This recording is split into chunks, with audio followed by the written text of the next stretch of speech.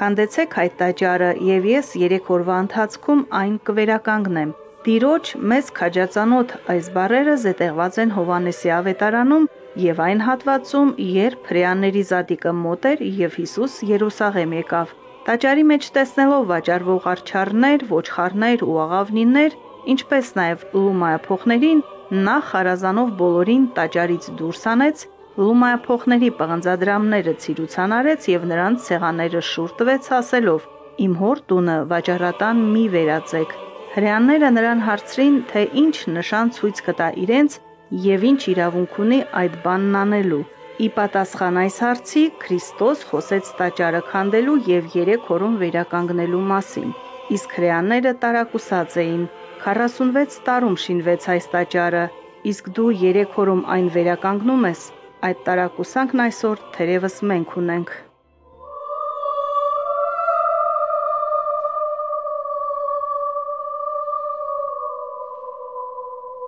Իհարկե Տիրոջ խոսքերը փրկագործական խոսքեր են։ Իհարկե այդ տաճարը հիմնովին քանդվեց։ Բայց մարդաբանության մասն է խոսքում։ Եկել է Փրկիչը, եկել է նոր Ադամը եւ դնում է նոր մարդու, փրկվող մարդու հիմքերը։ Սա հիմնարկերքն է, մարդու մասն է խոսքը։ Եվ խոսում է երրորդ իր հարության մասին։ Եվ ընդհանրապես այն ժառանգության մասին, որ տալու են մարդկանց։ Բայց քանի որ կույր են, չեն հասկանում։ Դրա համար խաչիվայց խնդրում էր հորը ասելով. «Տեր, ների հայրների, որտեղ չգիտեն ինչ են անում»։ Ընդհանրապես եկեղեցի, դապես տաճար, այդ ամբողջի հիմքը դրված է ի սկզբանե, հենց դրախտից է դրված, ամբողջ դրախտի ուրախությունը, ամբողջ Տիրոջ ներկայությունը, չէ՞, դրախտ ինչ է նշանակում։ Տիրոջ ներկայություն, ապրի մարդը Տիրոջ ներկայության մեջ։ Եվ քանի որ մարդը զրկվեց, եկավ նոր ներկայության միջոց։ Դա Տիրոջ եկեղեցին է, դա մեր մկրտությունն է, մեր սուրբ կյանքին ձգտումը, այն որ համբարձման ժամանակ Տերը ինչ ասաց, գնացեք ուսուցանեք, սովորեցրեք ժողովրդին, աշակերտ դարձեք, նրանց մկրտեցեք սուրբ երության անունով։ Այսինքն եկեղեցիներ կառուցվում, արդեն եկեղեցու նախագիծներ տալի, այսինքն գործառույթներ տրվում եկեղեցու։ Ես շատ հետաքրքիր եմ մեր ազգի համար, որ Տերը ինքը երկնքից իջացրեց այդ մանդակերտը, չէ, զնդանը իջացրեց, խարիսը իջացրեց եւ ասեց. «Այստեղ կառուցեք իմ եկեղեցին, իմ տաճարը»։ Այսինքն դա Աստվածադիր է։ Իհարկե շատ մարդիկ կան մեր մեջ, որ միշտ կարող են հարցը տալ. «Ինչու այսպես ասեց, ինչու չեն հասկանում», ասենք։ Այսինքն դա փրկության մասն է խոսքը։ Չվանից շինած խարազանով, աստվածային ցասումով ու որդիական նախանձախնդրությամբ Տերը մաքրեց տաճարը, այնտեղից վռնդելով աղավնավաճառներին ու լումայափոխներին։ Տաճարի մաքրման մասին Մարկոս ավետարանիչը վկայում է. «Եվ չէր թողնում, որ որևէ մեկը տաճարի միջով նույնիսկ որևէ բան անցկացնի, եւ ուսուցանում էր նրանց ու ասում. գրված է. Իմ տունը բոլոր ազգերի համար աղոթքի տուն է կոչվելու, իսկ դուք այն դարձրել եք ավազակների որջեր»։ Մեր գիտելիքները տաճարի մասին թերատ են։ Մենք մի դեպքում տաճարը հասկանում ենք որպես երկինքը երկրի վրա, մի դեպքում ընդունում ենք եկեղեցին որպես Քրիստոսի հարս, մի այլ դեպքում մեր հոգին ու սիրտն է Աստծո բնակարանը, Աստծո տաճարը։ Մեր հոգու տաճարն ինչպես ենք կառուցում, ինչպիսի աղերսներ ունի այն եկեղեցու որպես քարեղեն կառույցի հետ, որն է մեր հոգու տաճարի բազիսը, վերնաշենքը, նախագիծը, հարակից ու օժանդակ կառույցները։ Մեր հայրերն ասում են, որ եկեղեցի հիմքեր են հողը, որը օրնվում է, ինչև եկեղեցի կառուցել է, այդ հողը իրենից ներկայացնում է հին ուխտը, մարգարեները, ամբողջ նահապետները, արդարները,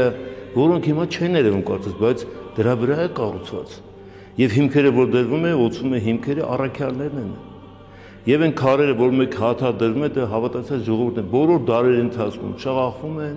մեկ սիրտ են, մեկ հոգ են, մեկ հավատանք ունեն, մեկ սրբության են ձգտում։ Եվ բարձրանում է եւ եկեղեցին պսակվում է գլխով, Քրիստոսով։ Եվ Պողոս առաքյալը սիրուց դրդված, որպեսզի նկարագրի մարդկանց, որպեսզի բացատրի մեծագույն սերը, պսակի խորհրդով է բացատրում եկեղեցին որպես հարս։ Քրիստոս որպես փեսա եւ եկեղեցու գլուխ եւ հարցի խոնարհությունը եւ այդ պսակը, այդ համբյուրը, որ տեղ են ունում նաեւ մեր մեջ։ Մեր հոգին կարող է համբուրվել Սուրբ Հոգու հետ միասին։ Տեսեք ինչ սեր կա։ Եվ մարդիկ վկայել են, չէ, ժամանակին ինչու են այս աշխարհից թողել գնացել են անապատներ, ծերպեր, բան, որովհետև իրենք զգացել են այդ քաղցությունը։ Սամոսում ասում են ոչ մեկ չզգաց այդ քաղցությունը, անպետ դարձան։ Ոչ մեկ Աստծո մասին չմտածեց, երկյուղ չունեցան։ Այսինքն Աստծո պատվիրաններով մաքրությամբ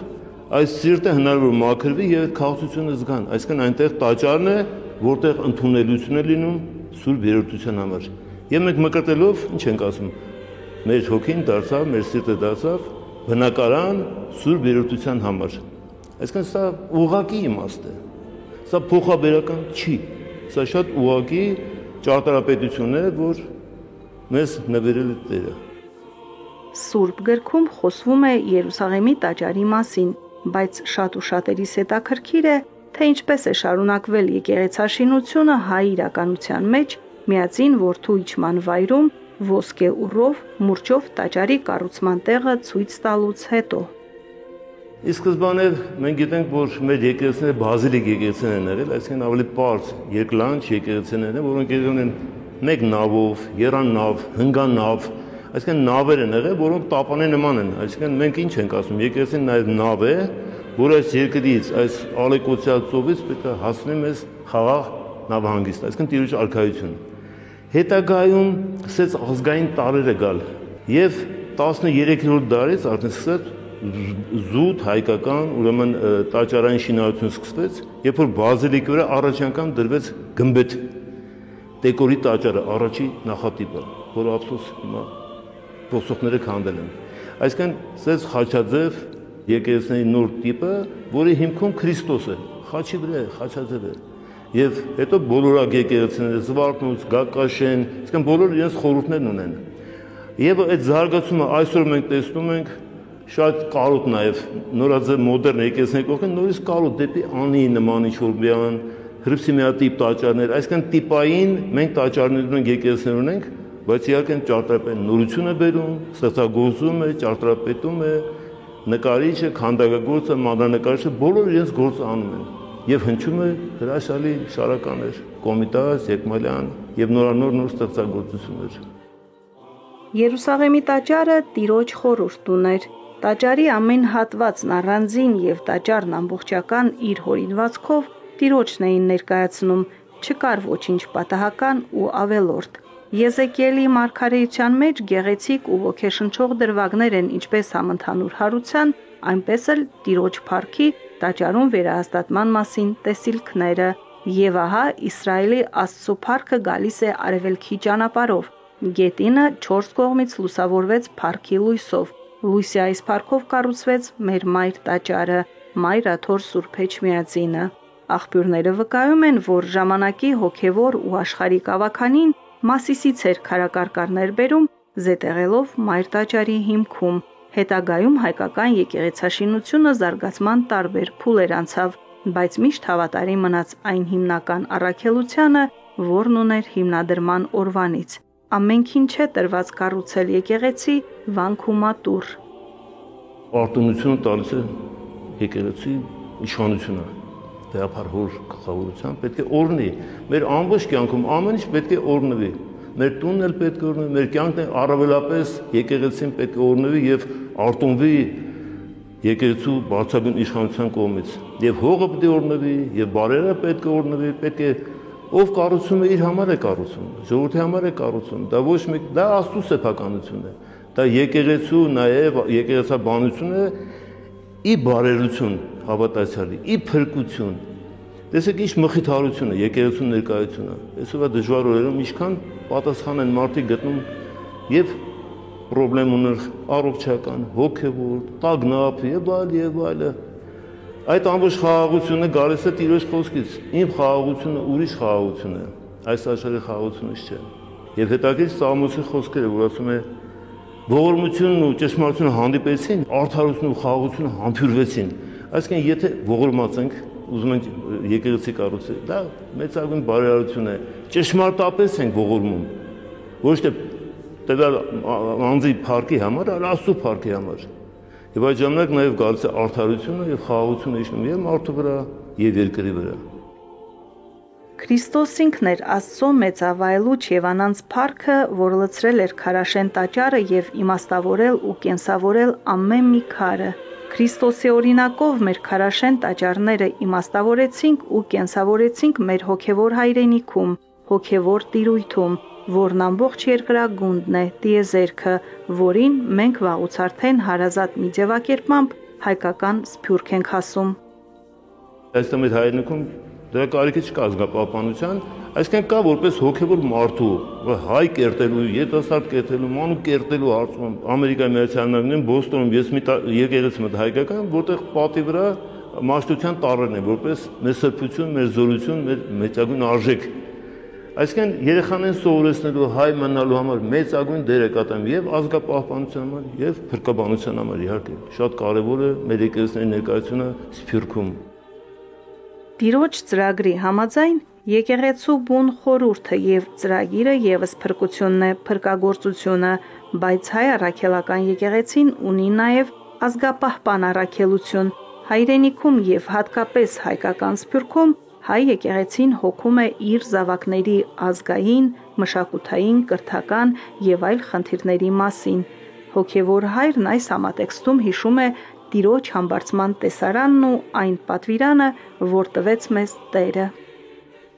Գնացեք, ուսուցանեք, սովորեցրեք, այսինքն որ մարդ անուսում չմնա, որտեղ գրված է իմ ազգը կործանվեց չիմանալու պատճառով, այսինքն չիմանալը չի արդարացվում, պետք է իմանալ։ Եվ նաև մեր ուսերի վրա դրած այդ բեռը, որ մենք ժողովրդին կրթենք, մենք իրենց տանք այդ հոգևոր կրթությունը։ Իհարկե վանքերում, դպրանոցներն, գրադարաններն, գրչության կենտրոններն, այդ ամբողջը նվիրված եղել նաև մեծ այսօր մեր մատենադարանում մենք հպարտանում ենք ամբողջ աշխարհում այդ հազարավոր ձեռագրերով ժառանգություն է, որ հասել է մեզ, մեծագույն ժառանգություն եւ ամբողջը կատարվել է իհարկե հոգևոր դաշտում, հոգևոր փեշերի տակ եւ ունենք շատ սրբեր, որոնք իրենք առաջին մշակներ են եղել պարզապես, պարզ մշակներ։ Այո, եկեղեցին ոչ միայն ծիսական նշանակություն ունի, նաեւ համայնքային նշանակություն ունի։ Սա Արաբկիրի համայնքի համար է եւ ինքն ունի անպայման կրթական նշանակություն երեխաների համար, ծխական դպրոցն է, Կիրակնորիա դպրոցը երեխաների համար, որտեղ շատ բաներ են սովորում, պարզ, անուշ, երեխաները նկարում են, ձեռքով պատրաստում են, արտասանում են, Աստվածաշնչին ծանոթանում են, նաև դաստիարակվում են։ Ծնողները հետո գոհ են մնում, որ երեխաները փոխվել են դեպի լավը։ Դա շատ կարևոր բան է։ Իհարկե եկեղեցու մեջ մենք ունենք նաև մեր երիտասարդական միությունները, որոնք ավելի ակտիվ են, լուրջ են, նրանց մասնակցությունը այդ դասախոսություններին, հավաքներին, նրանց գործառույթները, բարի գործական գործեր, այցելություններ։ Ես պարզապես շատ ուրախ եմ, որ եկեղեցին երիտասարդացել է։ Առաջ ես հիշում եմ, եկեղեցում տատիկներ, պապիկներ են գալիս, այն էլ Սփյուռքից եկած։ Այսօր երիտասարդություն, մանկություն, մանուկները ամբողջը տած։ Ունենք տիկնաց միությունը, որոնք էլի բարեգործական մեծ գործ են անում, իրանք շատ ակտիվ են, շատ սիրով, մայրեր, այսինքն մայր եկեղեցին ունի իր մայրերը, շատ հրաշալի է ամբողջ։ Մարդիկ կառուցում են բնակարաններ իրենց համար, ստեղծում են իրենց անհատական անկյունները, որտեղ կարող են ապրել անվրդով ու հանգիստ, սակայն կա մի տուն, մի հարազատ օջախ, որ անկախ տարիքից, դիրքից, կեցվածքից, տարածքից ու իրավիճակից կանչում է, հրավիրում, հորդորում, խոստանում փրկություն եւ փրկագործություն։ Իրինյոսն ասում է, առանց եկեղեցու չկա փրկություն։ Շատերը գան, որ այսօր իրենց սրտի մեջ ասում են, մեկը ես հավատում եմ, իմ մեջ հավատում եմ, ինձ բավական է։ Մեր ամբողջ հայրենիքը եկեղեցի է։ Մենք մեր հայրենիքից դուրս երբ որ փախնում ենք, ասում ենք կարոտեր, ամբողջ աշխարհն էլ անցնես Հայաստանի նման քաղցր տեղ չկա։ Նմանապես ուր գնանք եկեղեցուց դուրս պետք է կարոտենք մեր եկեղեցին, որովհետև նա է մեր մայրը։ Մենք պետք է մի բան հասկանանք, որ դրախտի վերադարձը մի գաղտնի ճանապարհ ունի, ինչպես մեր բանաստեղծն է ասում, եկեղեցու փրկության ճանապարհ կա, դա եկեղեցու անցնում եւ դա հազարավոր, տասնյակ հազարավոր սրբերի վկայություններն են եկեղեցու համար։ Ես գիտեմ շատ մարդիկ, որ գիտնական, մեծ մարդիկ, որոնք հասել են ինչ-որ բանի, դերեն ամեն ինչ մի կողմ, եկել շապիկ են հագել, ստել են ծառայել եկեղեցու։ Այսօր մենք ունենք նման մարդիկ, Զարմանալի վկայություններ են դրանք մեր համար։ Մեր հավատն է, մեր հույսը, մեր սերն Աստծո եւ իր խոստման հանդեպ, որ մեզ տանում է եկեղեցի, որիս համար մեր փրկության խարիսկն է, որիս համար երկինքը երկրի վրա, Քրիստոսի հարսը, մեր հոգու տաճարն ու բնակարանը։